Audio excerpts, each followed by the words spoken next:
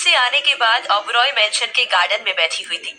आकाश का बिहेव देखकर आज उसका अमीगो से बात करने का मन हुआ। रिया जानती थी कि अमीगो ने तब से उससे बात नहीं की थी जब से उसने अमीगो को अपनी शादी का सच बताया था। रिया ने अपने फोन में डेटिंग ऐप खोला और फिर उसमें अमीगो को मैसेज करते हुए कहा, अमीगो, मुझे तुम्हारी जरूरत है। मुझे तुमसे बात करनी है। प्लीज मुझसे ऐसे बात करना बंद मत करो। आज रिया खुद ही आकाश के साथ ऑफिस नहीं गई।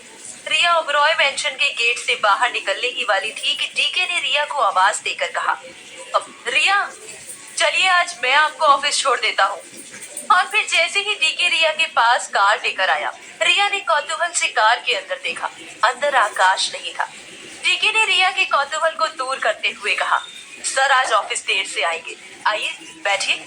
कुछ दूर जाने के बाद रिया को समझ आया कि डीके उसे कहीं और लेकर जा रहा था। रिया ने कौतूहल के साथ डीके से कहा, डीके, ये तुम मुझे कहाँ लेकर जा रहे हो? डीके ने रिया से सहजता के साथ कहा, रिया, मुझे रास्ते में कुछ काम है।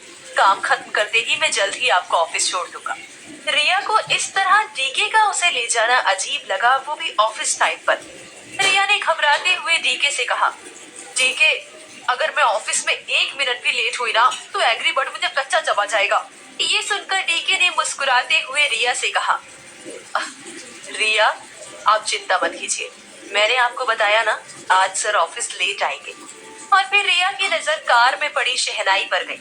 शहनाई को देखकर रिया ने चौंकते हुए कहा, डीके, ये तो वही शहनाई है ना जो मैंने उस दिन डांस करते में यूज की थी? डीके ने हामी भरते हुए रिया से कहा, हाँ रिया, ये वही शहनाई है और मैं इसे ही वापस करने जा रहा हूँ। कुछ देर की ड्राइव के बाद डीके और रिया खुराना हाउस के अंदर गए। डीके ने देखा घर के दरवाजे पर आलिया खड़ी थी। डीके ने जिस दिन से आलिया को देखा था, सोते जागते उसके दिमाग में आलिया का चेहरा घूम रहा था और आज आलिया को दोबारा अपने सामने देखकर डीके खो गया था। डीके आलिया के घुंघराले बाल, नीली आंखें, पतली लंबी नाक और पतले होठों को देखे ही जा रहा था। रिया ने गौर किया कि डीके बहुत देर से आलिया को देखे जा रहा था।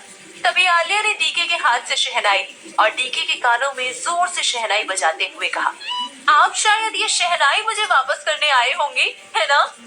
ये सुनकर डीके थोड़ा असहज हो गया और उसने बात को संभालते हुए आलिया से कहा,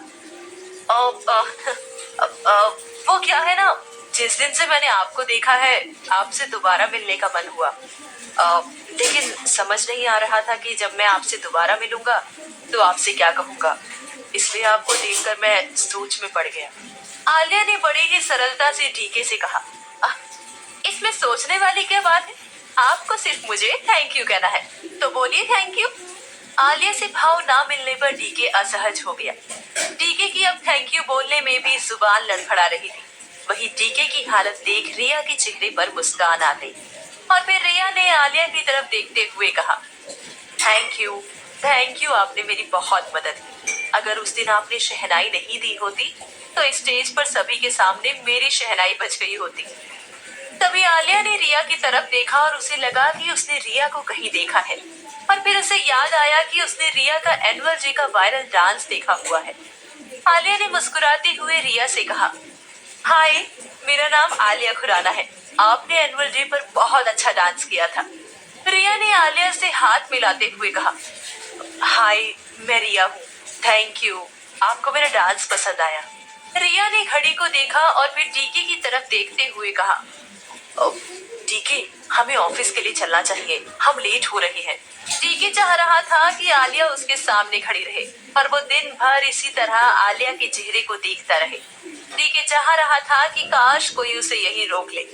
तभी घर के अंदर से सुशील खुराना दरवाजे पर आया। सुशील को देखकर डीके और रिया दोनों चौंक गए और सुशील डीके और रिया को अपने घर में देखकर चौंक गया।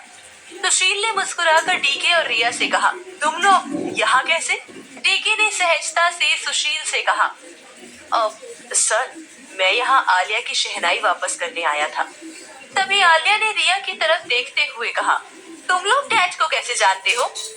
इससे पहले रिया कुछ कहती डीके ने आलिया से कहा, आपके डैड को ग्लैम कॉस्मेटिक में कौन नहीं जानता।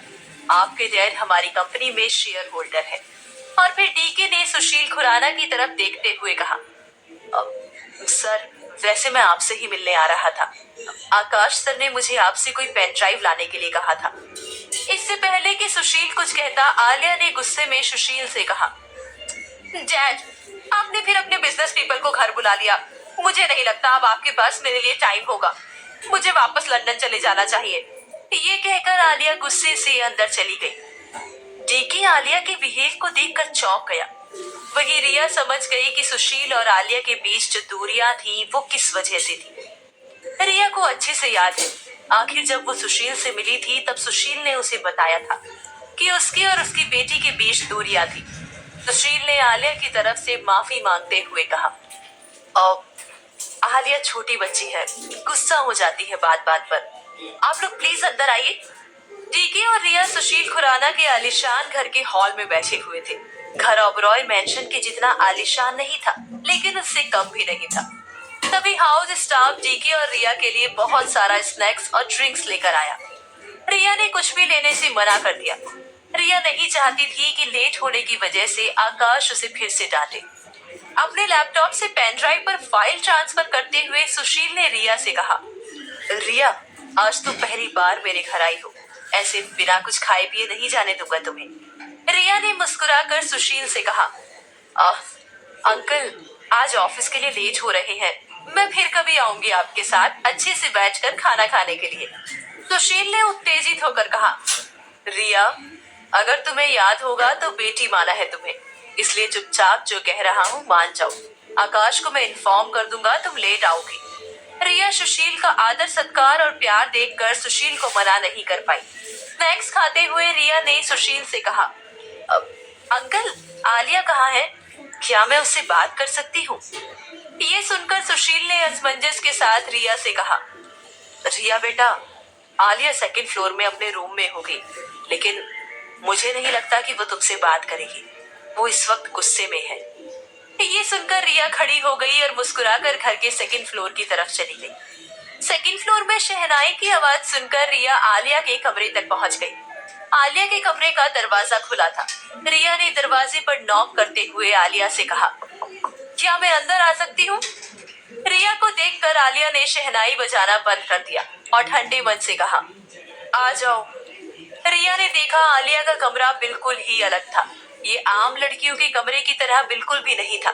कमरे में कुछ पेंटिंग्स पड़ी हुई थी जो आम पेंटिंग्स जैसी बिल्कुल भी नहीं थी। पेंटिंग को देखकर लगता था वो किसी पेंटर ने खास ऑर्डर पर बनाई होगी। इसके अलावा कमरे में एक बेड के अलावा और कुछ भी नहीं था। रिया समझ गई कि जैसा खालीपन कमरे के अंदर था वैसा ही खालीपन आलिया की जिंदगी में भी था। रिया आलिया की परमिशन लेकर उसके बेड पर बैठ गई। आलिया खिड़की पर बैठे फिर से शहनाई बजाने लगी। आलिया शहनाई पर ये जो देश है तेरा गाना बजा रही थी। जैसे ही आलिया ने शहनाई बजाना बंद किया, रिया ने आलिया से कहा, जब अपने देश से इतना ही प्यार है तो रुक क्यों नहीं जाती यहाँ?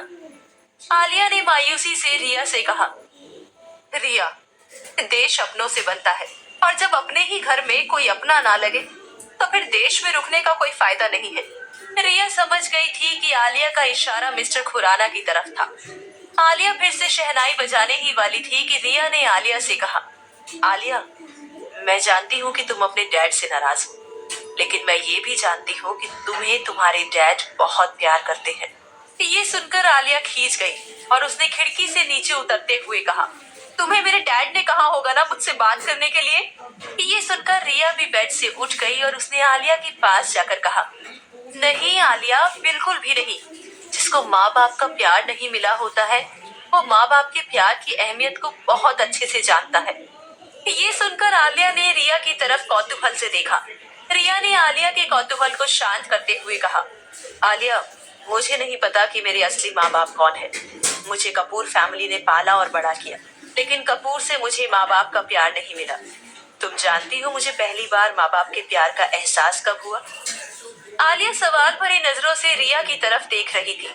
रिया ने आलिया से कहा, ये एहसास मुझे उस दिन हुआ जब मैं तुम्हारे डैड मिस्टर सुशील खुराना से मिली। मेरे डांस को देखकर उन्हें तुम्हारी याद आ गई थी और तुम्हें याद कर वो रोने लगे। ये सुनकर आलिया की आंखें भी नम होने लगी। रिया ने आलिया के पास जाकर उसके हाथ पकड़ लिए और कहा, तुम जानती हो उन्होंने मुझसे विदा लेते वक्त क्या कहा? उन्होंने कहा कि प्लीज मुझे मेरी कार तक छोड़ दो। मेरी आलिया भी मुझे ऑफिस से आते जाते कार तक छोड़ने आती थी। आलिया, तुम्हारे डैड तुमसे बहुत ज्यादा प्यार करते हैं। ये सुनकर आलिया फूट फूट कर रोने लगी और रिया ने आलिया को गले लगा लिया। आलिया ने रोते रोते रिया से कहा, जब पापा मेरे से इतना ही प्यार करते हैं तो फिर क्यों उनके लिए ऑफिस का काम मुझसे ज्यादा इम्पोर्टेंट है। रिया, डैड की इसी आदत की वजह से मॉम उनसे अलग हो गई और मैं भी उनसे दूर हो गई हूँ। रिया ने आलिया को सहलाते हुए कहा, आलिया, इस बात का जवाब तो मेरे पास भी नहीं है। इस प्रॉब्लम का सॉल्यूशन तुम और मिस्टर खुराना आपस में बात करके ही निकाल पाओगे और मुझे पूरा यकीन है कि मिस्टर खुराना तुम्हारी बात जरूर सुनेंगे। वहीं आकाश ऑफिस पहुंच चुका था। ऑफिस में रिया की खाली चेयर को देखकर आकाश को रिया का मुस्कुराता चेहरा याद आने लगा। आकाश याद करने लगा कि कैसे उस दिन रिया उसके लिए सिमरन से उलझ गई थी। आकाश को याद आने लगा कि कैसे उस दिन रिया ने दादाजी के सामने उसे बचाया था।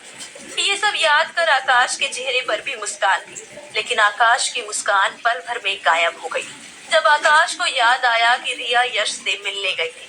और फिर आकाश ने गुस्से में डीके को फोन मिलाया।